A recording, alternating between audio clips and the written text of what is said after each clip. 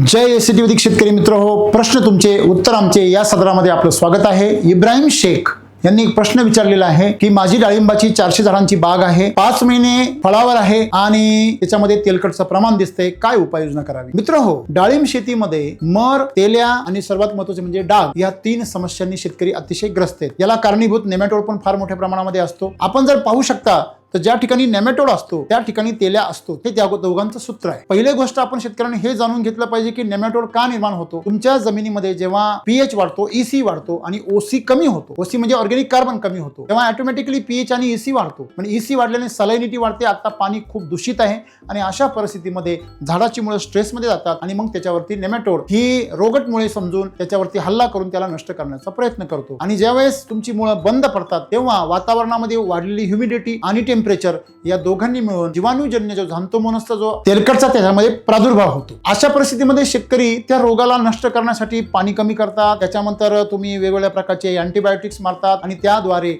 त्याला तेल्यावरती आक्रमण करून त्याला नष्ट करण्याचा प्रयत्न करतात। शेतकऱ्यांना हे समजणं गरजेचं आहे की तुमचा तेल्या ही तुमची समस्या नाहीये, तुमची मूळ समस्या आहे। तुमच्या जमिनीमध्ये सेंद्रिय कर्ब कमी झालेला आहे, तुमची जमीन नापीक झालेली आहे, तुमची पांढरी मुळी बंद पडलेली आहे, ही तुमची मूळ समस्या। सुरुवातीच्या काळामध्ये जेव्हा तेल्या नवीन आला त्या काळामध्ये जमीन सुपीक होत्या काही प्रमाणामध्ये, म्हणून तेल्यावरची औषधं त्याच्यावर काम करायची। पण आता जमिनीमध्ये सुपीकता राहिलेली नाहीये, पाणीमध्ये टॉक्सिसिटी वाढलेली आहे, क्षारता वाढलेली आहे।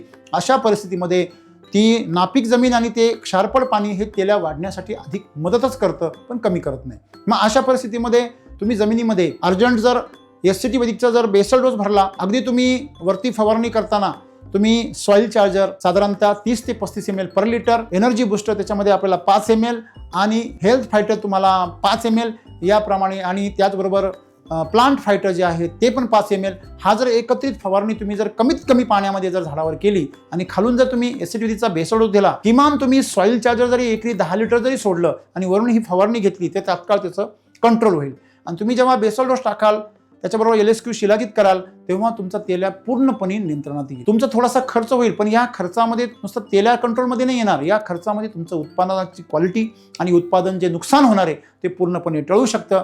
त्यामुळे तुम्ही याचा सविस्तर आमचे अधिकारी जे आहेत 7972732526 या नंबरवर संपर्क करून सविस्तर माहिती घ्या आणि आपल्या तेल्याला जागेवर कंट्रोल करून आपलं जे नुकसान आहे ते टाळून मार्केटमध्ये आपलं डाळिंब अतिशय चांगल्या क्वालिटीचं निर्माण करा। धन्यवाद।